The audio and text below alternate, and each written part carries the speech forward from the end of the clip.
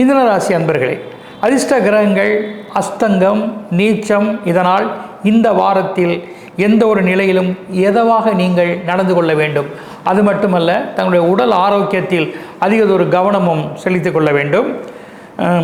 எந்த வகையில் உங்களுடைய ஜீவனத்தில் தனக்கு மேல் உள்ள அதிகாரிகளையோ தனக்கு கீழுள்ள பணியாட்களையோ கவனமுடன் டீல் பண்ணுவது நல்லதே.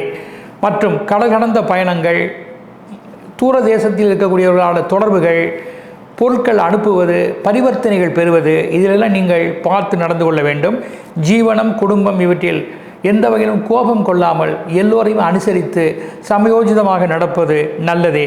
மற்றும் வாகனம், மக்களோடு தொடர்புடைய தொழில், பூமி, எந்திரம், இந்த வகை ஜீவனங்களில் நீங்கள் எச்சரிக்கையாக இருக்க வேண்டும். பாதுகாப்பாகவும் இருப்பது நன்மையே. இந்த வாரத்தில் அதிர்ஷ்ட தெய்வம் முருகன். நிறங்கள் கிரே கலர், ராமர் பச்சை. வாஸ்து திசைகள் வடமேற்கு, தென்மேற்கு. பண முயற்சி கைகூடும் தேதிகள் 2, 3, 4. வழிபாடு பார்க்கிறது முருகனுடைய ஷட்கம் என்ற ஒரு கந்த சஷ்டி கவசங்களோ அல்லது ஷட்கம் என்ற கவசம் படிப்பதோ, முருகன் மண்ட ஸ்லோகங்கள் படிப்பதோ நல்லது.